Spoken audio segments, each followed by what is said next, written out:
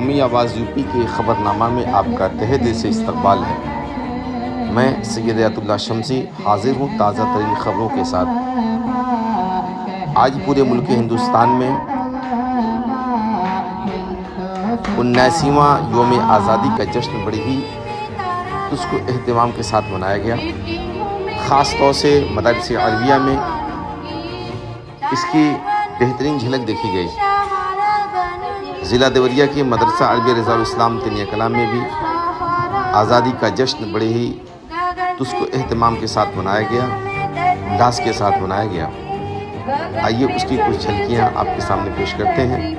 अगर हमारा चैनल, हमारी खबर आपको अच्छी लगे तो इस चैनल को लाइक, शेयर और सब्सक्राइब कीजिए।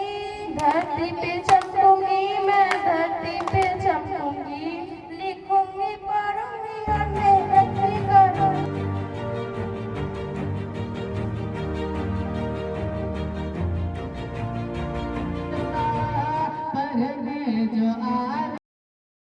किताबों में समेट कर रखिए, खासकर तालीम पे जोर दिया।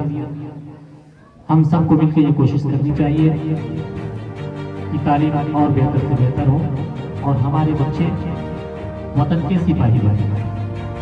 अल्लाह ताला मज़ीद हम सब के इल्म में तरक्की अता फरमाए और हम सब के बच्चों को दिन दूनी रात चौगुनी में तरक्की अता फरमाए, उनके इल्म में इजाफा फरमाए।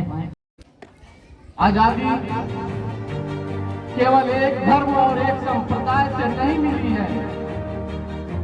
ये आजादी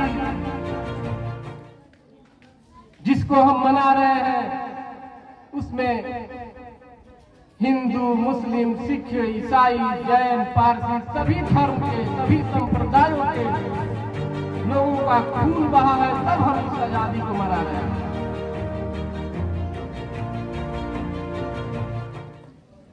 इस आजादी के मौके पर हम अपने छात्र छात्राओं से, तलबा और तालिब इल्मों से ये गुजारिश करेंगे कि किसी भी तरीके से किसी भी धर्म और संप्रदाय के बीच मतभेद मत होना करना। अगर जब आप लोग समझ जाओगे कि ये फला है, ये फला है, तो उस समय ये देश का विकास नहीं होगा, उस समय देश का विनाश होगा। बच्चों से कापी भेजी जाती है, उस पे आप सिग्नेचर करके, दस्तखत करके